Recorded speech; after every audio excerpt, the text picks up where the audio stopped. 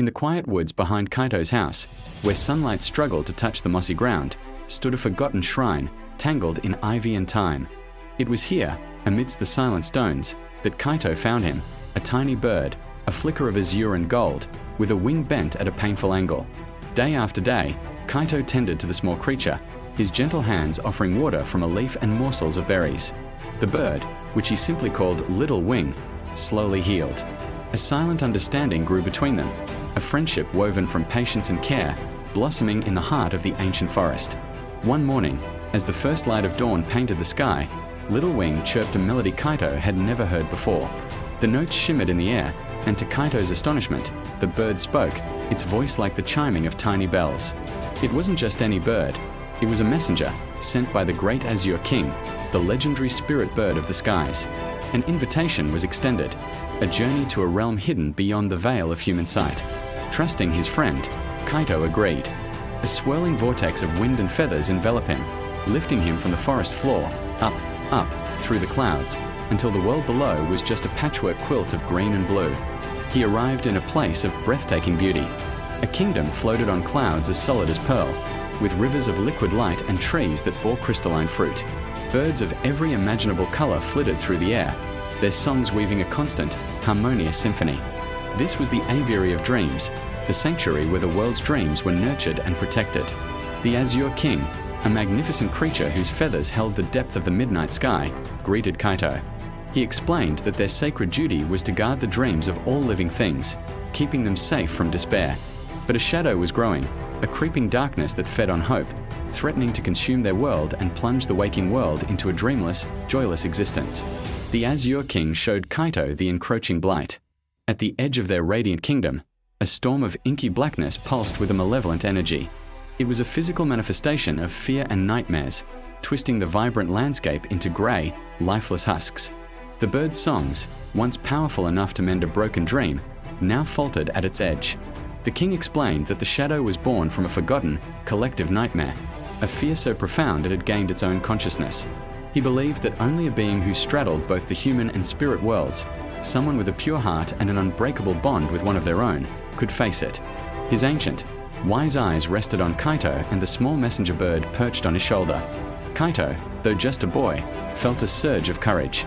He had spent his time in the kingdom not just in awe, but in learning. He had learned the language of the wind, the rhythm of the celestial currents, and the subtle magic woven into the bird's songs.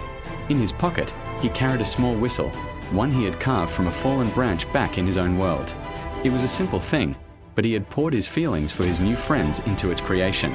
He knew what he had to do. He would not let the darkness win. He would not let the world's dreams die. The time for the final stand had come. The shadow storm was now a raging tempest, its tendrils lashing out, draining the color and life from the very clouds they stood on. The air grew cold, and the symphony of the bird kingdom was replaced by a discordant, hissing silence. Fear was a palpable thing, a heavy blanket threatening to suffocate all hope. The Azure King, his magnificent form silhouetted against the swirling chaos, turned to Kaito. There was no command in his gaze, only a question, a silent offering of trust. Kaito nodded, his resolve firm. He climbed onto the great bird's back, his small messenger friend finding its perch on his shoulder, a tiny beacon of warmth and courage. Together, they ascended, leaving the frightened flock behind, and flew directly into the heart of the storm. The darkness was absolute, a void that stole sound and light. It whispered lies and doubts into Kaito's mind, showing him visions of loneliness and failure. The cold seeped into his bones, and for a moment, his courage wavered. He felt the Azure King shudder beneath him, the great spirit bird's own light beginning to dim under the oppressive weight of the nightmare. Despair was close, so close. But then, Kaito felt a gentle nudge against his cheek. His messenger friend, the little bird he had saved, began to chirp. It was a soft, simple tune, the first one it had sung after its wing had healed. The sound was small, almost insignificant against the roaring void, but it was a sound of gratitude, of friendship. It cut through the darkness like a single, perfect star. The memory of their bond, of the care and trust they shared, flooded Kaito's heart, reigniting his spirit. He remembered the whistle. With trembling fingers, he brought the wooden whistle to his lips. He didn't play a grand, heroic anthem. He played a simple, heartfelt melody, the tune of his friendship with a small, injured bird. He poured all his hope, all his love for his new friends, into those simple notes.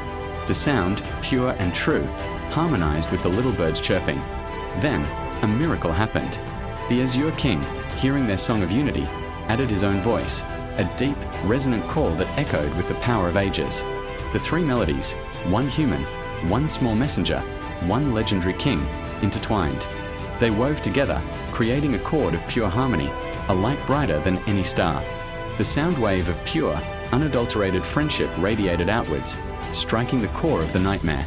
The darkness, born of isolation and fear, could not withstand such a powerful expression of connection. It shrieked, recoiled, and then shattered, dissolving into a shower of glittering, harmless dust. With the shadow vanquished, sunlight, more brilliant than ever, streamed back into the aviary of dreams. The birds, their voices returned, erupted into a joyous chorus, a celebration of life and renewed hope. Peace was restored. Kaito was hailed as a hero, but he knew the victory wasn't his alone. It belonged to the bond he had formed, to the simple act of kindness that started it all. His time in the celestial kingdom was coming to an end. The Azure King thanked him, promising that the birds would never forget their human friend.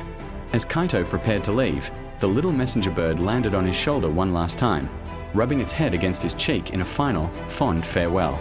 Returning to his own world felt like waking from the most incredible dream.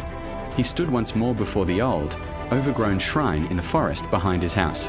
The sun was setting, casting long shadows, but they held no menace. Everything was as he had left it, yet everything felt different.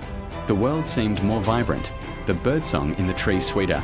Kaito often found himself looking up at the sky, at the endless expanse of blue and the soft canvas of clouds. He never saw the floating kingdom again, but he didn't need to. He knew, with a certainty that filled his heart, that high above, his friends were watching. They were soaring on the winds, guarding the fragile, beautiful dreams of the world, and he, in his own small way, was a part of their silent, eternal song.